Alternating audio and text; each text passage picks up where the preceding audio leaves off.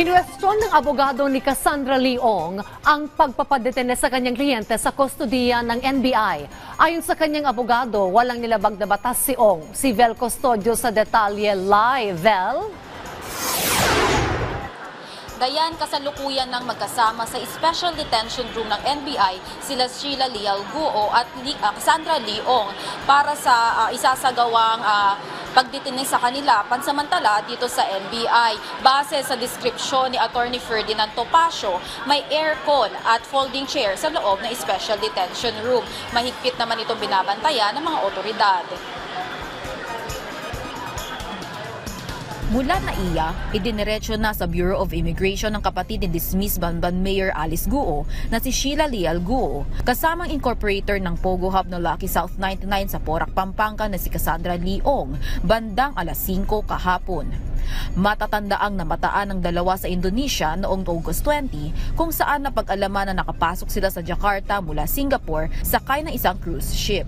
Kahapon, binasahan na ng Miranda rights ang dalawa. Sumailalim rin sila sa medical examination pagdating sa bansa, lalo na't nakaramdam raw si Sheila Guo ng pagkahilo.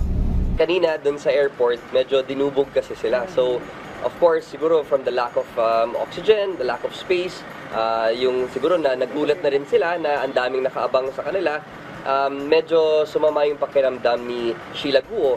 But upon arrival here, the Bureau of Immigration, we made sure na maganda yung kalagayan nila. Isinailalim na rin sa inquest proceedings si Sheila Guo dahil sa paglabag sa immigration laws. We assured them that we will respect their rights.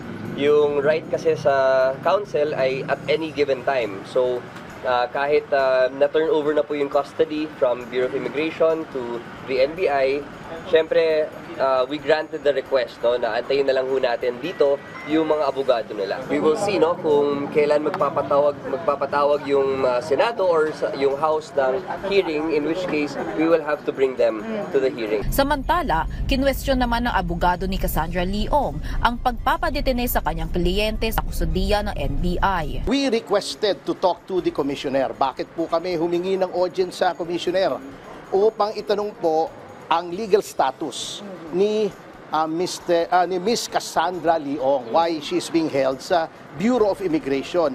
When ang mismong sabi ng mga prosecutors, wala pong kaso si Miss Cassandra Leong that should undergo inquest. She is a Filipino according to the records of the BI, and wala po silang alam na violation ng batas. May panawagan din si Attorney Topacio. Nandito ako sa BI, gusto kong kausapin yung commissioner tungkol sa isang bagay that concerns the Bureau of Immigration. Importanteng bagay ito. This is newsworthy. The public has the right to know. Bakit ayaw kaming kausapin? Pagkatapos sa Bureau of Immigration, dinala naman sa tanggapan ng National Bureau of Investigation ang dalawa. Pasado alas 10 kagabi nang makarating si Sheila Guo at Ong sa NBI. Kasama ring dumating dito si Attorney Ferdinand Topacio. Ayon sa kanya, inaasahang dadalhin sa detention center ng House of Representatives sina Guo at Ong pagkatapos ng long weekend. Since they have a standing warrant emanating from the House of Representatives, ay kukunin sila dito ng Sergeant at Arms para dalhin siguro dun sa detention center naman ng House. Ayon pa kay Attorney Topacio, kumpiyansa si Ong na wala siyang ginagawang iligal. She's in high spirits. She is convinced that she has done nothing wrong but try to do legitimate business. Ayon kay Topacio, nakita niyang dumalaw ang abogado ni Sheila kagabi. Hindi pa humaharap sa media ang nasabing abogado. Daya nakatakda ng sumalang sa inquest proceedings mamayang alas 8 ng umaga si Cassandra Leong para sa kasong harboring a fugitive out of obstruction of justice. Kung hindi dito sa NBI, maaaring gawin sa DOJ ang inquest proceedings. Balik sa iyo, Dayan. Maraming salamat, Vel Custodio.